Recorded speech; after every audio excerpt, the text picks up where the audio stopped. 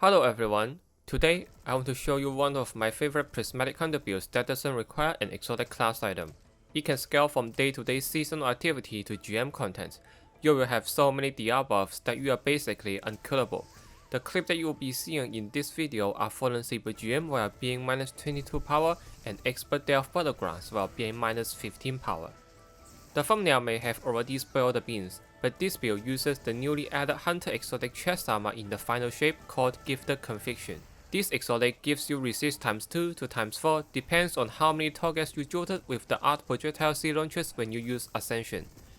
In the Destiny Data Compendium spreadsheet, resist times 2 gives 25% DR, times 3 is somewhere between 25% to 15% DR, and times 4 is 15% DR. This huge DR boost is why this build can be used in high-end PvE content such as GM. So let us dive in with this build. The base part about this build starts with abilities, aspects, and fragments. For aspect, we obviously need Ascension to even make this exotic armor works. Then we can slot in the most important fragments, which are Facet of Purpose, Protection, and Bravery. These three fragments decide the other abilities that we run with. Facet of Protection is the best survival fragments for Prismatic by just being surrounded with more than 3 enemies within 15 meters to get a 15% DR. And it can stack with Transcendence 20% DR for a total of 32% DR while Transcendence. Facet of Purpose is another survival fragment for Prismatic. Picking up an orb grants an elemental buff based on the equipped super. After playing with Strand, Stasis, and Void super, Silence and Scroll on Stasis is the best all-rounder in terms of super damage, crowd control capabilities, and a new Frost armor buff that grants DR based on how many stacks you have. Keep in mind that every orb grants 2 stacks of Frost armor, not 1. So you only need 3 orbs to get to the maximum times 5 stack for a total of 22.5% DR. It does not give as much DR as Wolfmail, which is 40%, but Frost armor lasts for 9 seconds instead of 5 seconds on Wolfmail, so it's a lot easier to keep up. We can do a little calculation for how many DR we will get if we have all the buffs active. Frost armor times 5 is 22.5% DR, resist times 4 is 15%, Facet of Protection while Transcendence is 32%, and we multiply them together, so the total DR we get is 73.65%. Even without Transcendence, the total DR is around 67%, which is still a lot. The next fragment I choose is Facet of Bravery. This fragment locks down our grenade ability, alongside with the weapons that we choose later.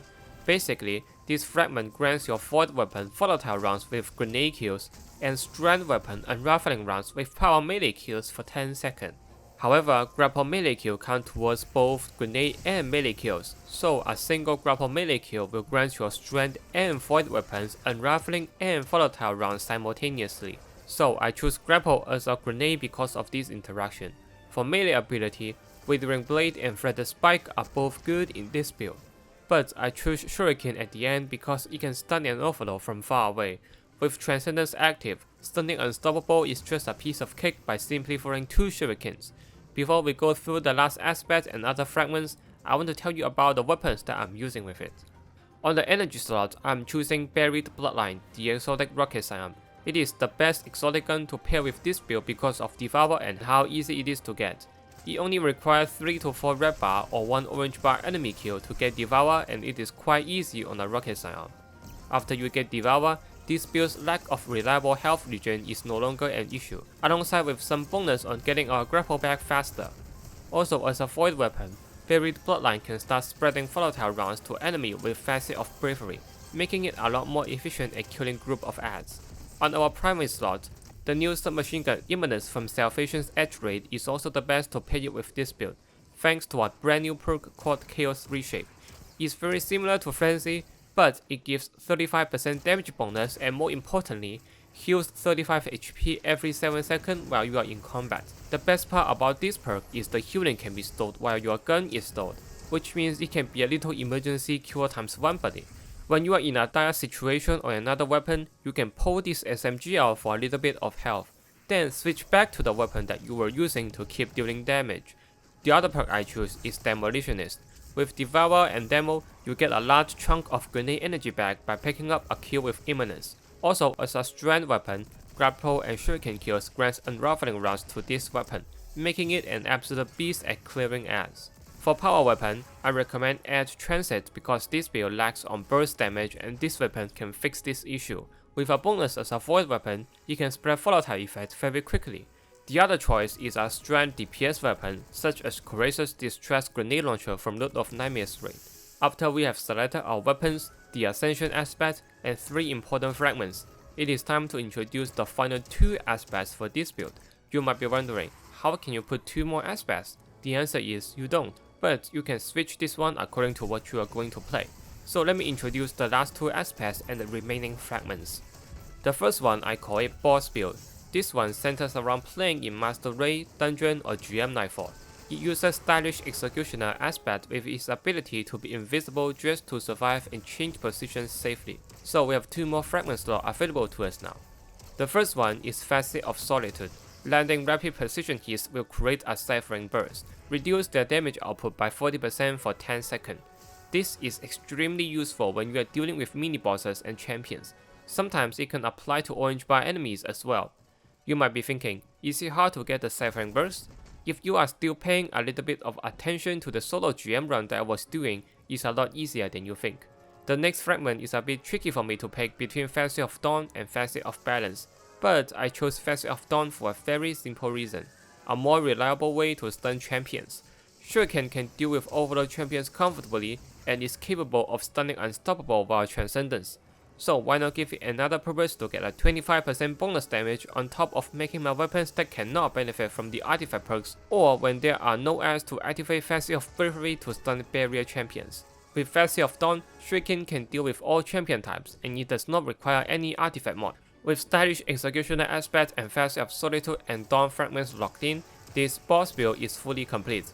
I've tried to run last week's Fallen Saber GM on both solo and LFG, and my experience is quite positive.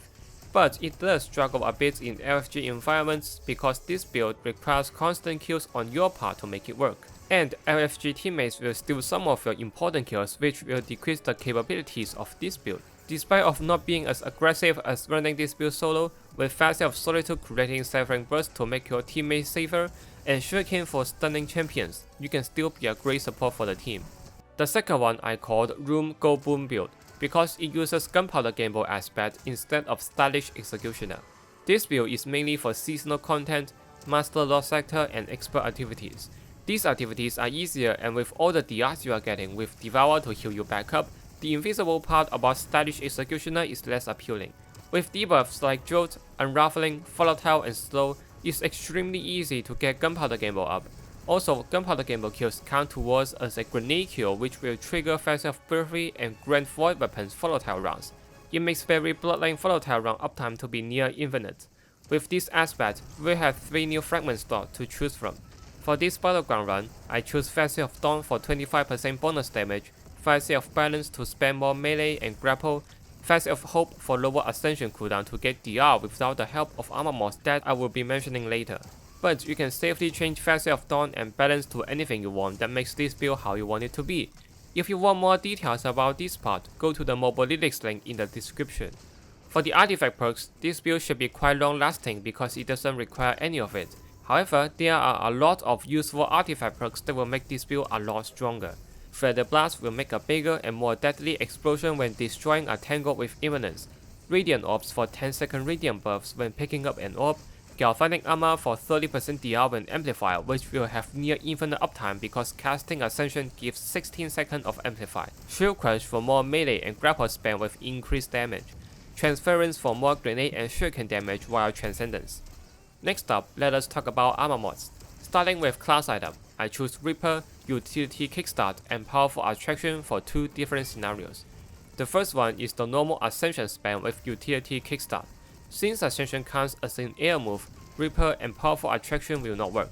The second one is for emergency, especially in the GM, Master Raid and Dungeon, where Ascension is not safe to use for stunning overload champions that is far away, and you don't have shuriken charges. In this case, use normal dodge to proc Reaper, Utility Kickstart and Powerful Attraction for orbs and shuriken charges to stun champions. On the helmet, Strand and Void Siphons for orbs, Hands-on for super energy. On the gauntlet, bolstering detonation and focusing strike will refund 12% of class ability when using grapple melee and shuriken. and heavy-handed for more orbs. On the boost, Absolution and Insolation combo will grant 15% class ability energy when picking up an orb, with recuperation to get 60 HP back as well. This is the end of the video, and it is the second build video on my channel. I've been playing a lot more Hunter recently, and to be honest, I still haven't tried the most broken Last Handshake build yet because I think it's boring. So I've been experimenting with different exotic, and this one comes to my mind first. But I didn't know how to put the pieces together until a week ago, where I really wanted to make it work and use it on high-end content.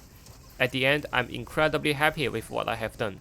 2 playstyles on a single exotic armor with 2 aspects and different fragments for you to choose and make it work best for you. If you want more details about this build, please go check out the mobile lyrics link in the description. I will be discussing more in-depth decisions about a lot more stuff than this video presented. Before I go, I made a Titan build a month ago with hazardous proportion.